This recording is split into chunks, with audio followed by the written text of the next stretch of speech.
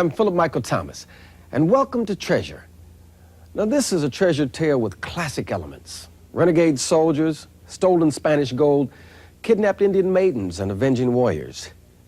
The time was 1812, and the place San Felipe Creek in Southern California, near the Salton Sea. This story was passed to a local rancher by an old Indian who had learned it from his father.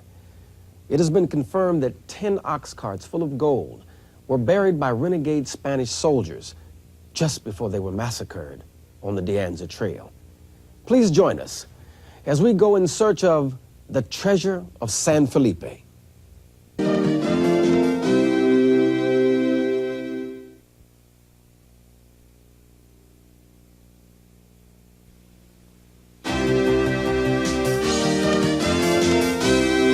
This treasure tale begins with a massacre and ends with missing gold buried somewhere along the De Anza Trail. This trail runs through a portion of the Southern California desert past the Salton Sea. It was blazed in 1774 by Juan Bautista de Anza as an inland trail from Mexico to Monterey, California.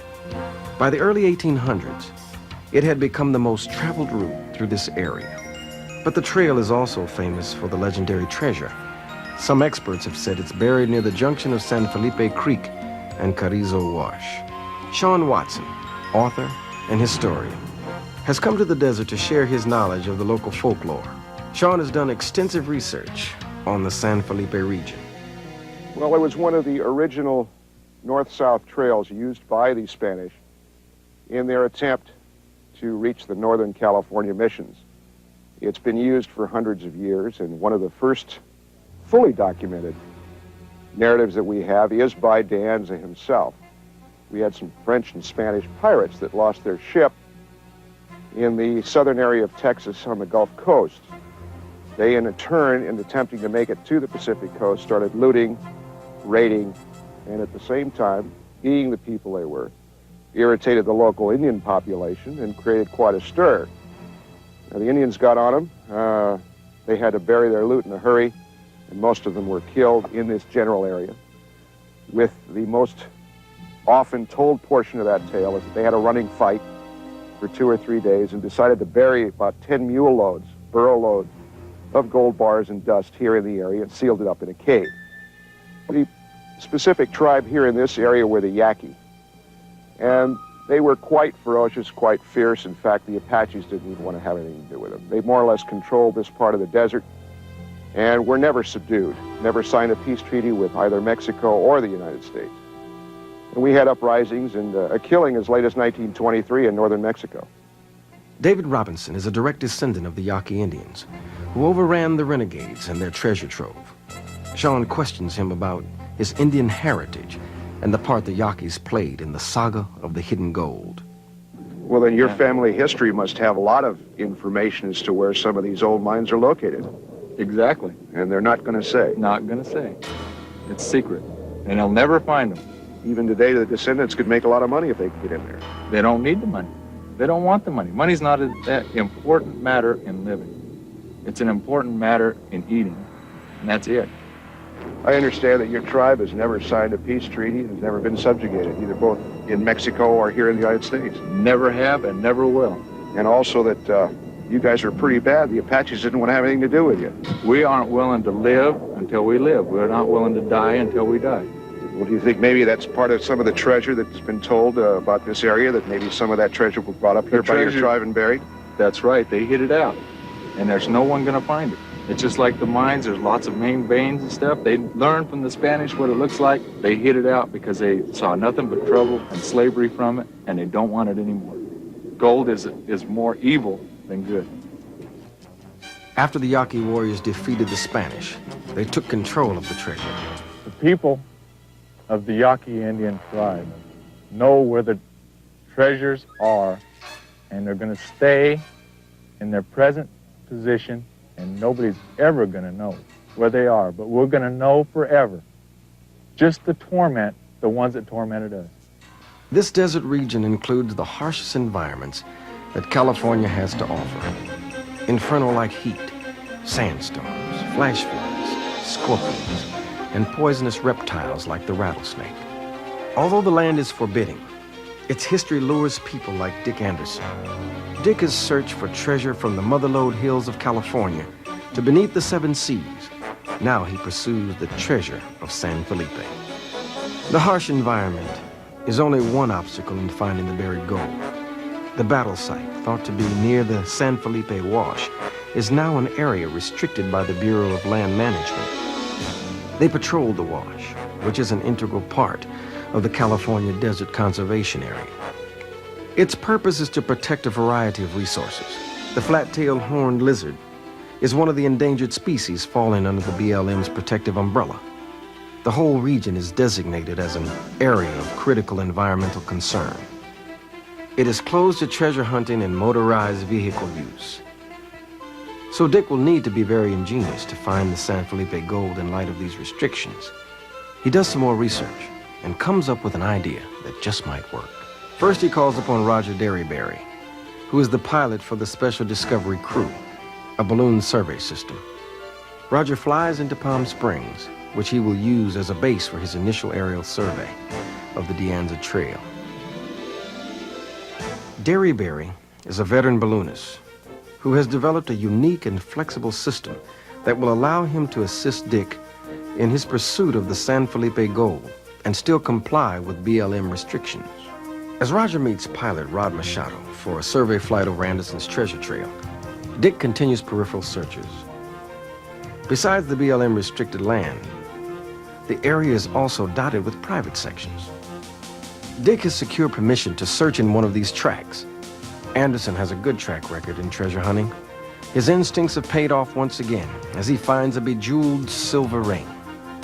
Since he found his first gold nugget at age 25, Dick Anderson has pursued the quest for treasure. Roger Derryberry and Rod Machado start their aerial survey of the area. Derryberry and Machado discuss military flight restrictions in the area and survey geographical features. Roger's strategy for getting the balloon into the desolate area starts to take shape.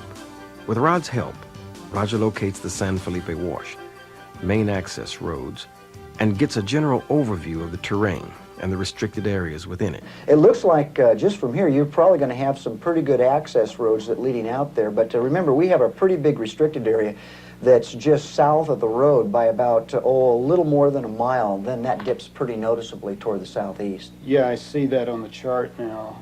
Yeah, and I see those access roads down there. Now, those look like you might be able to find a couple real good launch sites down there. What do you think? I see one there along the power line. That one looks good. Looks like it runs all the way through and even into the restricted area. Since all but the main roads are closed to motorized vehicles, the balloon will have to be transported by other means. Roger is now working out the logistics that will fit into Dick's overall strategy for finding the gold. Roger's task here is to find a suitable launch site for the balloon and determine how far off the main road that launch site will have to be. Roger has an ace in the hole for transporting the balloon if the distance they have to travel is very great.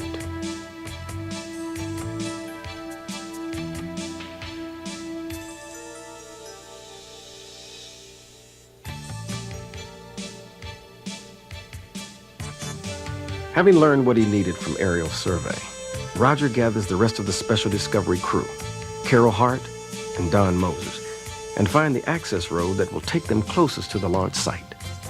Anderson's treasure quest is now well underway. In preparation for the initial flight, Roger first tests the wind. Check out the wind and direction. Yeah, it looks fast. May not be right. That's it, Martin.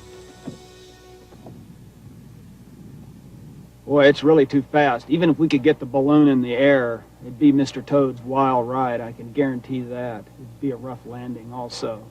So I think we should wait this out. Roger notifies Dick that the wind conditions are not suitable for the launch at this time.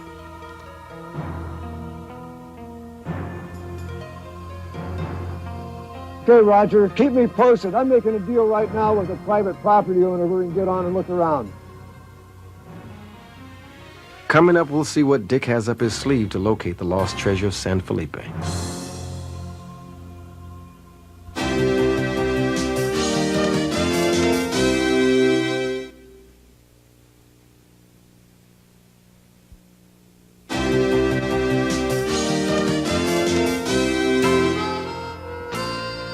We can see what Roger had in mind for transporting the balloon into the remote San Felipe area. Roger calls it a chariot. And the name certainly fits. It's a two-wheeled cart on oversized motorcycle tires and powered by Joshua, the burro. Joshua's owner is cowboy Art Ramirez. Art has done a great job of training the burro that was wild less than a year ago. Ironically, this rig resembles the two-wheeled carts that were once used on the De Anza Trail. They reach a likely spot and pitch camp.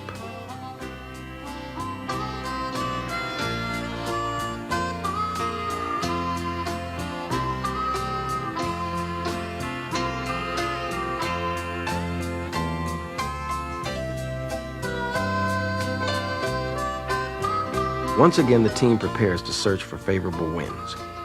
This time equipped with a burro-powered launch and retrieval system for their lighter-than-air survey platform. Roger wants to get the balloon ready for launch in case the wind trails off.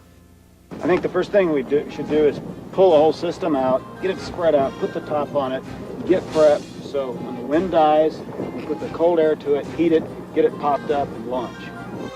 A fan pushes cool air into the balloon to begin the inflation process.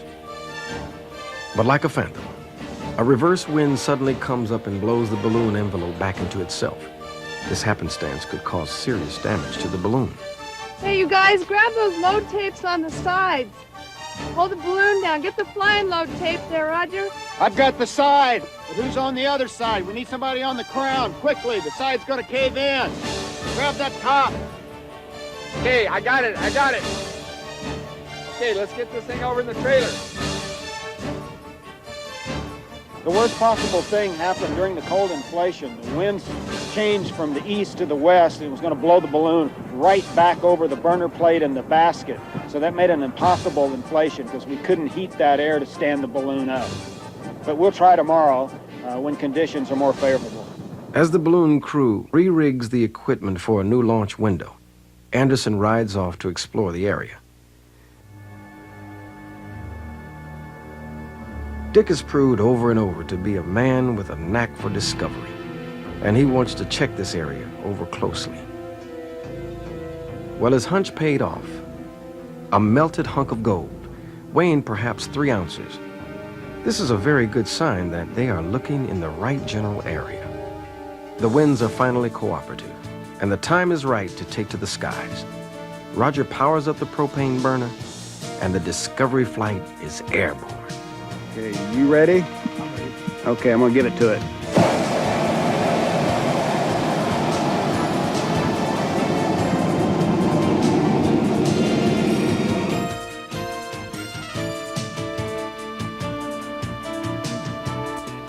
Roger, technical question. Yeah. How many thousand cubic feet are in this canopy? 60. 60,000 cubic feet. Yeah. Wow, that's twice as big as my father-in-law's swimming pool.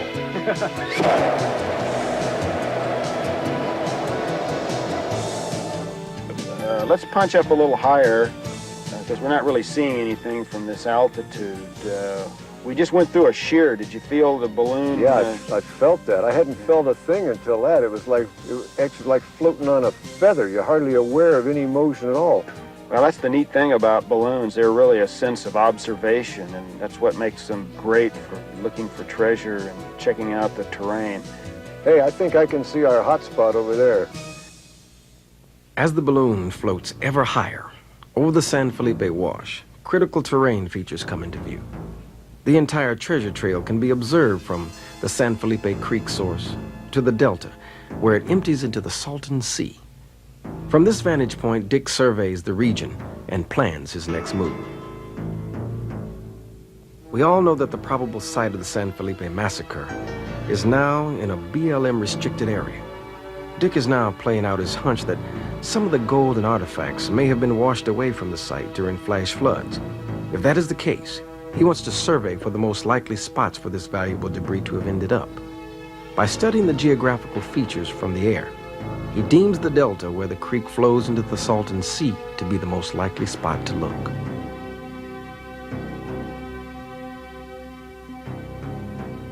There are parcels of privately owned land interspersed with restricted government land around the delta.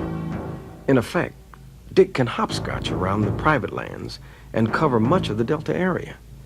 He also believes that it would be worthwhile to actually dive into the waters of the Salton Sea where the creek terminates to look for the treasure.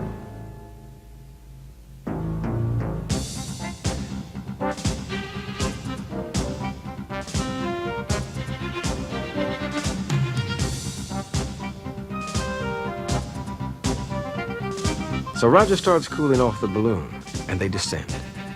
Dick is anxious to get started on the next phase of his plan to lost San Felipe gold.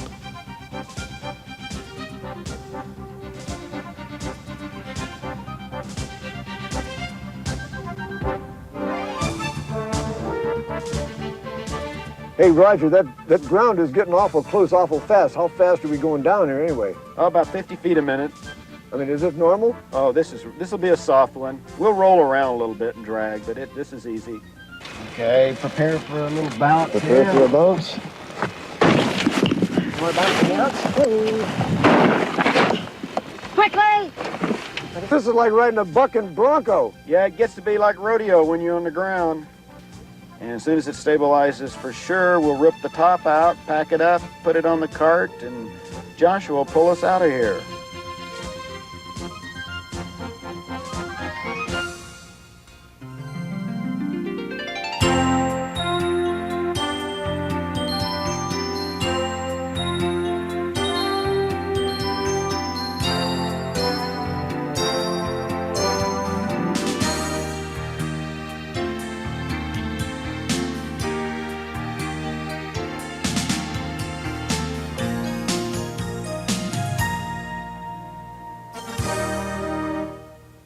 We saw a lot of the area and it looked like the San Felipe Wash Delta would be a good place to look. Dick explores the area of the San Felipe Wash, and we can see from the precautions that have been taken in the area that flash floods here are serious business. Huge nets made of 2-inch nylon webbing have been erected to control the floodwaters and debris.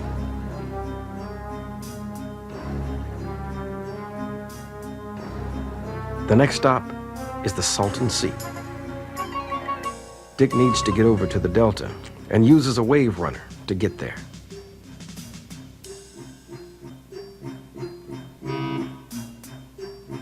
He slides off the vehicle with his metal detector and begins to probe the muddy bottom.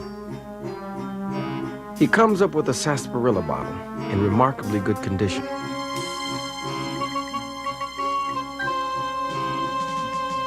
Then Dick makes a significant find, a metal goblet, possibly made of copper. Seems reasonably old, perhaps a few hundred years old.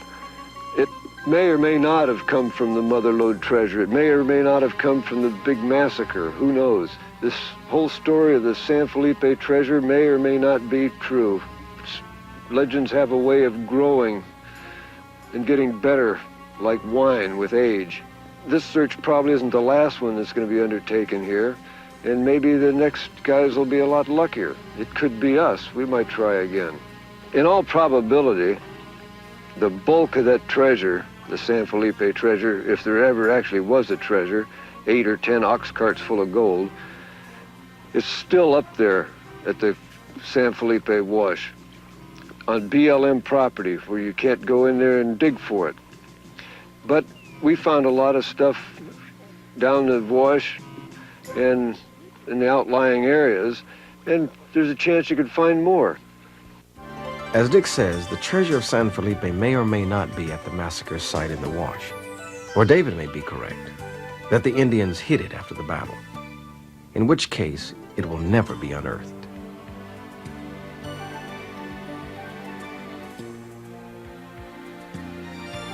But it's a fascinating treasure tale that will continue to lure devoted treasure hunters to the deserts of California.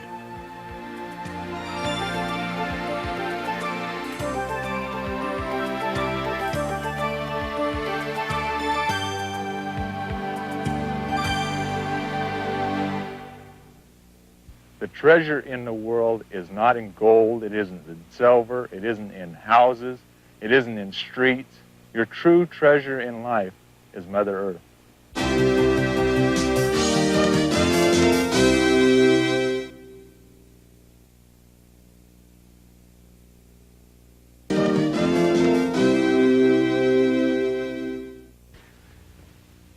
A word of caution for those who plan to search for the gold of San Felipe. This area can be a veritable oven, with temperatures reaching 135 degrees. In the desert, you can encounter blinding sandstorms or flash floods, so plan your supplies carefully and be prepared for emergencies. Treasure hunting is fun, and a well-planned trip will ensure your safety. I'm Philip Michael Thomas. We'll see you next time on Treasure. Promotional consideration provided by Best Western International, the world's largest independently owned and operated lodging chain.